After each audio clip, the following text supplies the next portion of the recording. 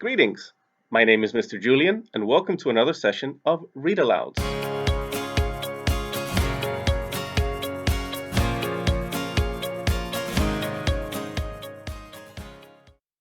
A myth isn't a story that is untrue, but rather it's a story that does not fit neatly into the historical record, and often serves as a basis to a culture of a nation or a people's.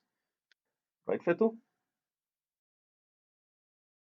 Creation myths are such stories that tell the origin of a world. Most countries and most cultures have had an origin myth in some place or another. Today, I'd like to tell you an origin myth from ancient Babylonia. This story comes all the way back from the 17th century BC.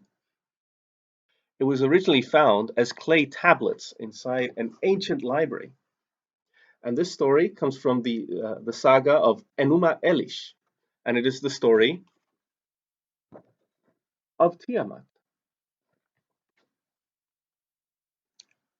And before we begin, I must warn you, in this story, there be dragons.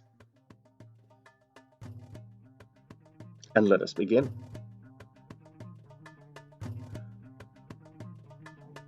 The wise men of Babylon used to tell that before the world and the gods came to be, there was nothing but a waste of waters ruled over by Apsu and Tiamat, the personifications of sweet water and salt water. Presently, the first gods were born and began to bring order out of the confusion of the universe. Apsu and Tiamat hated them, but the young god of the water, Ea, was able to slay Apsu, from whose name perhaps comes a word for abyss. Her body became a great gulf of sweet waters, but Tiamat of the salt waters was unconquered, and with her brood of monsters attacked the gods, who were unable to prevail against her.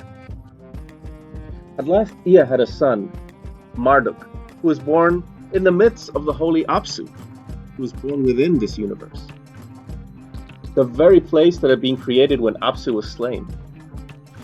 Marduk was wise in wisdom and of great strength.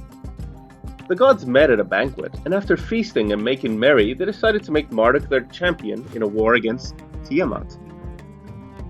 Marduk consented to lead them if each would confer upon him his own magic powers, and if they would all agree to obey him after the victory was won. When they consented, he asked all to be given some proof of his new powers. So they placed a cloak before him and told him that if he so commanded, the cloak would cease to be.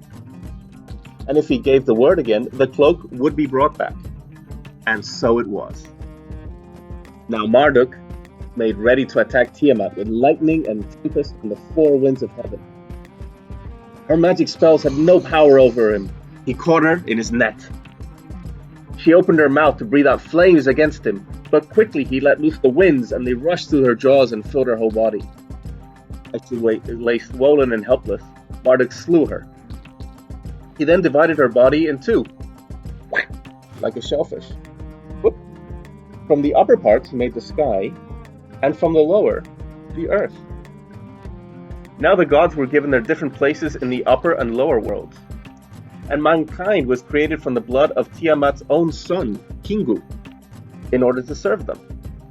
Marduk himself ruled from the great temple that stood in the middle of the Babylon. So that was the story of Tiamat and the creation of the earth. So, what do you think this myth tells you about the people of ancient Babylonia? What does it tell them about their cultures? About the things that they prioritized, that they thought was most important? I hope you enjoyed this read aloud. My name is Mr. Julian. This is Fettuccini. And together, until next time.